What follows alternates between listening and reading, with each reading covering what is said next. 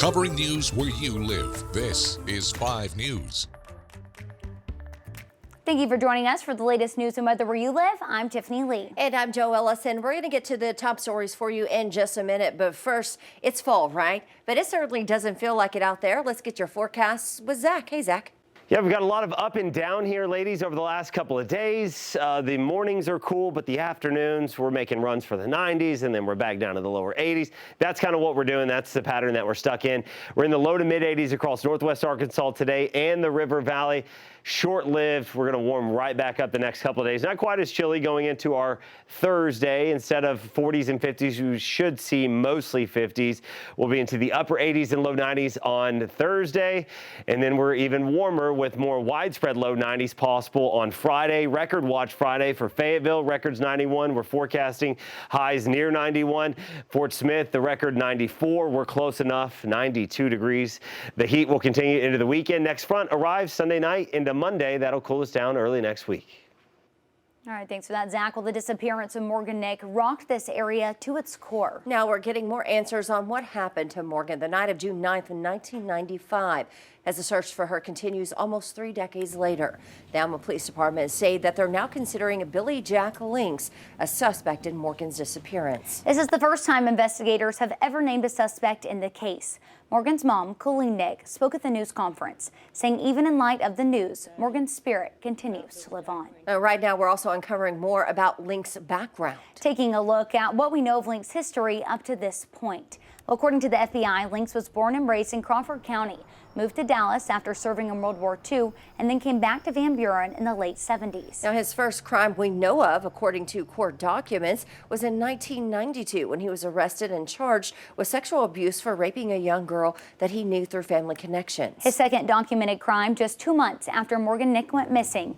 Links attempted to abduct a child at the Sonic in Van Buren. He was charged with sexual solicitation of a child and sentenced to 6 years in prison. Well, he died in prison in 2000. Police say he became a person of interest in 2021 after investigators tracked down the red truck that he drove and searched it for evidence. They say they found a hair sample, which they were able to use to evidence testing to determine that it belonged to Colleen Nick, one of her siblings or one of her children. While a suspect has been named, police say the investigation is not over. For almost 30 years after the abduction of Morgan Nick in Alma, the suspect named, the police chief here, Jeff Pointer, said Tuesday that DNA testing shows that Nick was in the truck once owned by Billy Jack. Van Buren is now the official suspect in the kidnapping, as we mentioned.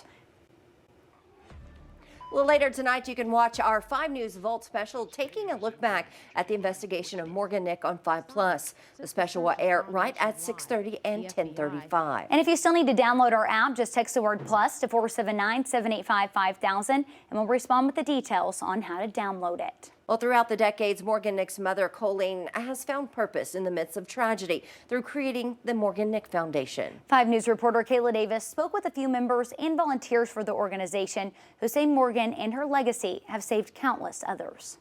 In the year after 6-year-old Morgan Nick was abducted, her mother Colleen recognized just how much resources and support was needed to fight for her daughter. So in 1996, Colleen founded the Morgan Nick Foundation. When a tragedy like this happened, they were kind of left alone, didn't know what to do, how to reach out to law enforcement, how to get the resources they needed. And she felt strongly that she didn't want any other families to go through that in Arkansas. Along with assisting law enforcement with anything they need and spreading the word of missing children's cases through social media, they say their biggest pillar is education. Genevieve is in the schools all the time, educating kids about safety and prevention. And that's evolved into, now we've got all the online predators. And so they have stayed abreast of all of that and continue to educate kids on how to stay safe, not only physically, but now online. Remembering their motive to continue the work isn't always easy, but has created positive change. This beautiful child and the horrific thing that happened to her has really brought this community together. I spoke with residents of the community today who say they're invested in Morgan's story and love her. How remarkable that technology has made that even possible. And again, the persistence of her family to never stop looking, and of our police force for joining her in that fight and not giving up on answers. I just hope they get closure. You know, that's the main thing right now. Closure one way or another, if she's alive or not. It's got to come to an end for them. There's got to be closure. Covering news where you live, Kayla Davis, 5 News.